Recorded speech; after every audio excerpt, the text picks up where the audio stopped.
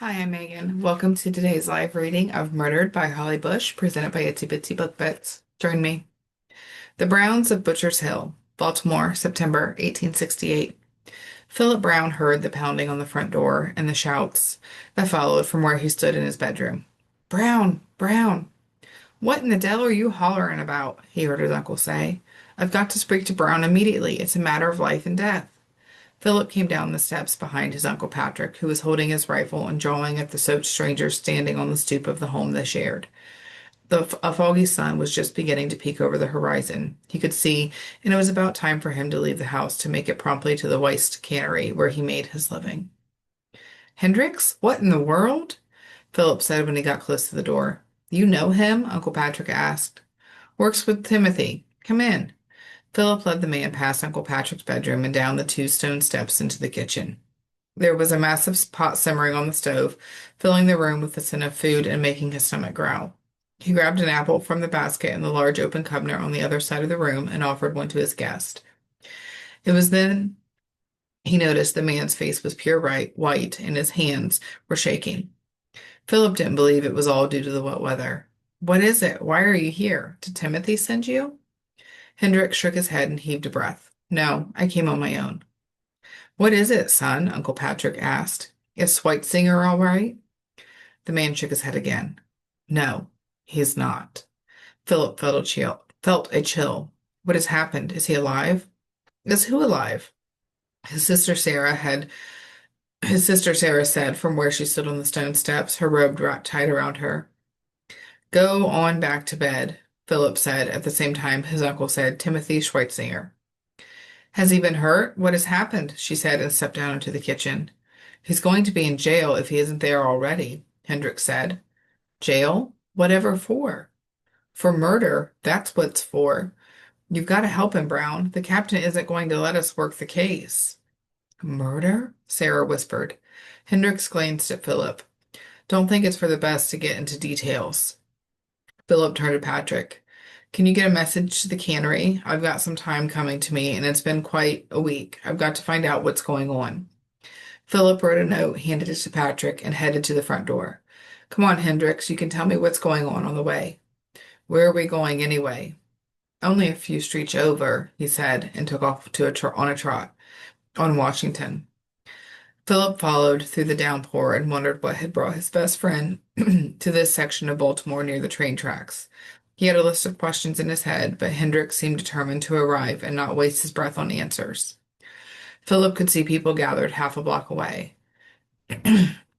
Hendrik shouldered his way through the crowd, and Philip stayed close to him, up two steps into a large house that looked as if it had been converted into apartments.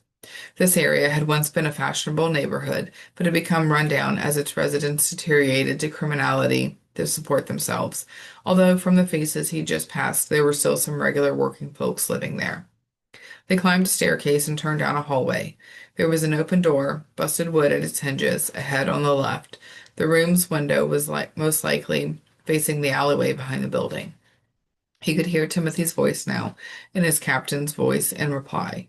He and Hendricks walked through what appeared to be a parlor to the knot of men in the doorway to another room. Hendricks scattered the men and pulled Philip forward. He was not prepared for what he saw. Timothy was shirtless, wearing only a pair of loose pants, but more disturbingly, it appeared he was covered in blood, and his hair on one side of his face, and splattered across his chest. Philip glanced past Timothy to the bed behind him. A woman lay there, obviously dead, a knife sticking out of her chest, the sheets and blankets stained red with her blood. He caught Timothy's eye and waited for some response, some explanation, but he just shook his head, as if to say he had no excuse, or perhaps any clue as to how it had happened. Captain Murphy turned and spoke to one of his officers. The man put his hand on Timothy's arm. Don't want to do this, but I have to. Come with me now. Let him get cleaned up first, Hendricks said. He can clean up at the station, Murphy replied. The men stepped back and were silent as Timothy walked through the door into the parlor, an officer holding his arm. He looked directly at Philip as he walked past. Philip nodded, ever so slightly, telling his oldest and most loyal friend that he would get to the bottom of the mess he was in. Captain Murphy swept his eyes over the men in the room. I'll be asking Captain Bender from Station 10 to do the investigation into the squawks in the room cut off his speech. Bender, he hates Sweitzinger. Why can't we do the investigation? Bender won't be just. You have to know that, Captain. Murphy shook his head. We're going to have to do an independent force do the investigation. We will trust Captain Bender to be fair and thorough. I'll trust he'll send Sweitzinger to the gallows, Hendricks said. Enough of that kind of talk, Murphy said. We're going to be patient, and I guarantee you I'll be watching their investigation. But to do so, I need Bender to share particulars with me, which he won't do if he thinks if he thinks one of my men is balling up the works. Do you hear me? The men settled down, but Philip did not. However, he was not willing to anger Murphy. He'd need him at some point if he was going to get to the bottom of what had happened in the room behind him, because Timothy Sweitzinger had not murdered anyone.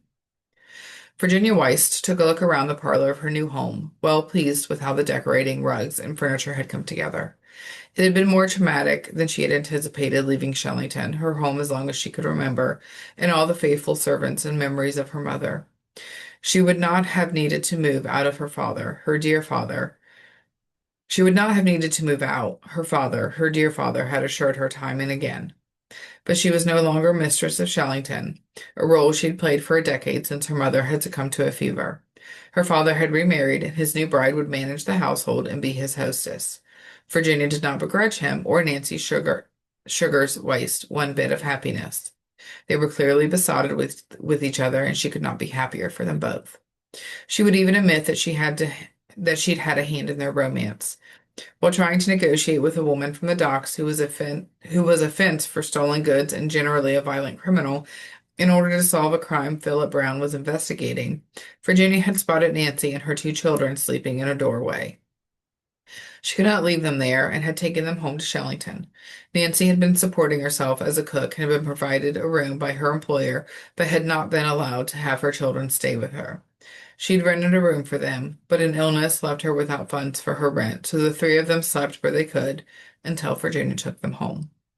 Nancy had come from a good family, well off enough for a fine home and a carriage, but they had not agreed with her choice of husband, and when he died, they refused to help or support her. She had been well educated, was kindness personified, and had fine manners. Alistair Wiest had been enamored nearly from the moment the reserved woman walked into the house, even though she was painfully thin and in well-worn clothes, and had been particularly drawn to the children, Mark and Beth. Virginia had watched him when he spoke to Nancy or her children, his face alight with happiness. It was not long before there was a budding romance between the two, although Nancy resisted, saying she would never take advantage of such a fine, wonderful man like Alistair Wiest. But he had convinced her at last that the difference in their age and pocketbook did not matter, not when it came to love. They'd been married a month ago and had recently returned from a New York honeymoon, both glowing and very happy to see the children. Virginia had waited to move into her new home until they were back from their travels to stay with Mark and Beth, making sure they were settled at Shellington and comfortable. She enjoyed entertaining them, as they were well-mannered and bright children. Her new sister and brother. It made her long for children of her own, which she'd not really thought about for years, as illness had plagued her and there were no special men in her life until lately. Just then, her companion, Colleen Hughes, walked into the parlor. Well, Colleen, what do you think? Will we be happy here? Colleen smiled. Oh, yes. I was worried when you first mentioned moving, but I think it's lovely here. I agree. The new neighborhood of town houses and homes was modern, with paved streets and walkways and every modern convenience built in. It was not overly large, nothing compared to Shellington, but she did not need nor want it to be. Mr. Turnbull, the Shellington coachman for several decades, had come with them and settled in the room she furnished above the carriage house. But otherwise, there were mostly new staff, including her butler, Mr. Oliver, a cook, and three maids to manage the cleaning, laundry, and help in the kitchen when necessary. She still had not hired a secretary, which she must do soon as her mail was piling up in the small office off the dining room. For now, Mr. Oliver was managing the invitations and some correspondence. This room turned out so beautiful. I just love it, Colleen said. The dark blue and pink fabric and curtains are perfect. How are your rooms coming along? Just fine. I do so appreciate having a separate sitting room when you are not in need of me. Virginia smiled. We've discussed this, Colleen. You are no longer a maid. You're a companion and are entitled to your own time to shop or entertain or visit the library or whatever you'd like to do. I can't help but feel that I'll be shirking my duties somehow, she said with a glance to Virginia. I would never want you to feel as though I wasn't attentive to what you need. I need a friend and a companion, and you have always been those for me. You fulfill all sorts of duties in my absence, including some of the work with the charities I'm involved in. Your salary is worth every penny to me. I was so fortunate to be hired on as your maid shortly after Mrs. Weiss passed away. My life has been exciting and fulfilling, and I've been able to save a nest egg with your father's advice. And now this. I feel like we are starting a brand new chapter. Independent women, all on their own. Virginia laughed. Agreed. It does feel very much like we're finally adults. They both turned when they heard a knock at the front door. This isn't like Shillington, where we would never know we had a visitor until Mr. Smith came for us, Virginia said. Mr. Oliver came to the door. You have a visitor, Miss Weiss, Miss Sarah Brown. Oh, show her in right away. And can you see about a tea tray for us? Thank you, Mr. Oliver. Sarah Brown hurried into the room a moment later. The look on her face told Virginia this was not a casual visit. Sarah, what is it? Colleen took her by the arm and led her to the sofa and sat down beside her. Would you prefer to wait until Mr. Oliver has returned with the tea tray? Sarah shook her head. I don't really care who hears. Do you remember Timothy Sweitzinger, Philip's friend who's on the Baltimore Police Department?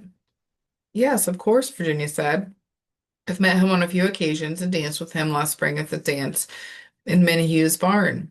Colleen did as well. Has something happened to him? Sarah nodded, and tears filled her eyes. Mr. Oliver arrived then with the tea tray, and they waited until he had retreated to bring their attention back to Sarah while Colleen served tea. What has happened? Virginia asked. He's been charged with murder. Murder, Colleen said. I can hardly believe it. I don't believe it, Virginia said, at all. Does your brother know? One of Timothy's men came to the house to get Philip. It was near sunup, and the two of them hurried out of the door. I don't know anything else. Philip hasn't been home, and there's no one to ask. Oh dear, do you think he's home yet? You did say he's been gone since early this morning. Let's go back to your house and wait for him, Virginia said, and stood to pull the bell. Mr. Oliver, would you please to ask Mr. Turnbull to bring the carriage to the front? I'd like to go to Wolf Street. Right away, miss.